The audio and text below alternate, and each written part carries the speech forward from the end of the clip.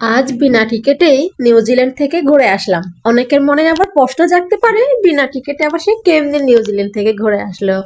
জি, আপনারা ঠিকই শুনেছেন।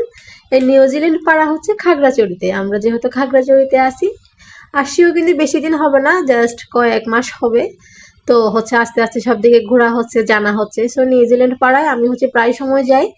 আমার কাছে খুবই ভালো লাগে, বিশেষ করে যখন মন খারাপ থাকে তখন হচ্ছে গেলে যেন হুট করে মনটা ভালো হয়ে যায়। এখানে হচ্ছে অনেক বিক্রেতা আছে, আপনাদের যখন মন চায় তখনই সেটা খেতে পারবেন। এটা খাওয়া নিয়ে হচ্ছে কোনো প্রবলেম নেই। দেখতেই পাচ্ছেন আমার বেবি আপনাদের ভাইয়ের হাত ধরে সুন্দর হেঁটে যাচ্ছে। এইদিকে দেখুন ধানগুলা খুবই সুন্দর লাগে। যারা হচ্ছে যে টাউনে থাকতে থাকতে বোরিং ফিল করেন, তারা যদি গ্রামের একটা যদি হাওয়া পেতে চান, তাহলে আমি বলবো যদি খাগড়াছড়িতে এসে থাকেন, নিউজিল্যান্ড অবশ্যই ভ্রমণে আসবেন। আশা করি আপনাদের কাছে ভালো লাগবে। অবভিয়াসলি আমারও খুবই বেশি ভালো লাগে। এইদিকে একটার পর একটা দোকান, সিরিয়াল লেগে আছে, কাস্টমার নেই তাও কিন্তু নেই। অনেক রকম আছে খাবার দাবার, সাথে অনেক কাস্টমার। এখানে ছিল হচ্ছে অনেক রকমের আচার, ফুচকা, চটপটি, এভরিথিং। তো আমরা দেখতে দেখতে চলে আসলাম যে একটা কিউট আফু, অবশ্যই এটা উপজাতি। সো উনি হচ্ছে এখানে অনেক রকম খাবার দাবার সেল করছিল। তো আমি এসে দেখলাম যে এখানে চটপটি ছিল, আর ওদের মিশালি সবজি দিয়ে কি জানি একটা নাম বলছে, ওদের উপজাতিদের আর কি। ওটা হচ্ছে ভালো লাগে না, তাই আর নিলাম না। তো সামনে আর একটু এগিয়ে দেখি আরো একটা কিউট আফু। এখানে হচ্ছে যে আপনার বিভিন্ন রকমের হচ্ছে ফ্রোজেন আইটেম ছিল, রেডি আইটেম ছিল, এগুলো সেল করছিল। তো এই কিউট আফুটাকে পছন্দ হইলো, বললাম যে আমার জন্য একটা চটপটি রেডি করেন। সো উনি রেডি করছিল, আমি বলতেছি একটু ভিডিও করি। ভিডিও করলে কি প্রবলেম আছে? দিদিটা বললো যে না, কোনো প্রবলেম নেই, আপনার সুযোগে না হয় একটু ভাইরাল হওয়ার চান্সলাই থাকতো। তো যাই হোক, যেই কথার সেই কাজ, চটপটি অর্ডার দিয়ে ফেলেছি। দিয়ে এদিকে আফুকে বলতেছি আপনি রেডি করেন, আমি হচ্ছে একটু সামনে থেকে ঘুরে আসি, কারণ আফুর এটা একটু টাইম লাগছিল। উনি একা হাতে হ্যান্ডেল করছিল তো কাজটা, মানে খুবই স্লো কাজটা হচ্ছিল। সো রাস্তার মাঝখানে আসলে এতক্ষণ তো দাঁড়ায় থাকা যায় না।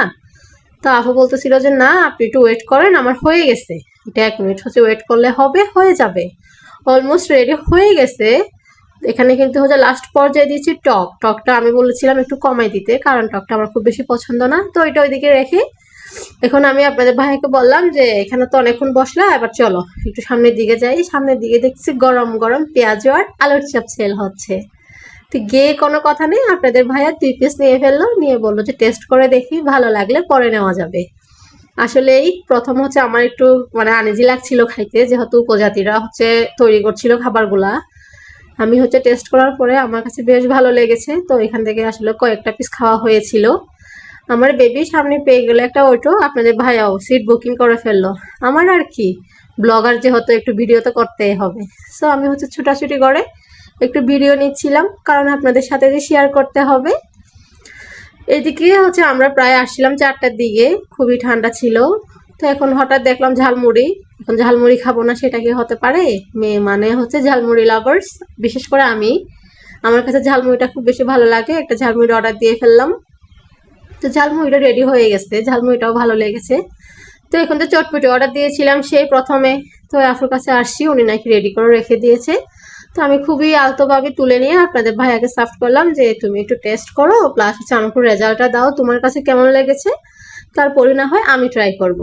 তা আপনাদের ভাইয়া তো মুখে দেওয়ার সাথে সাথেই বলতেছে প্রচন্ড ঝাল এখানে। এখানে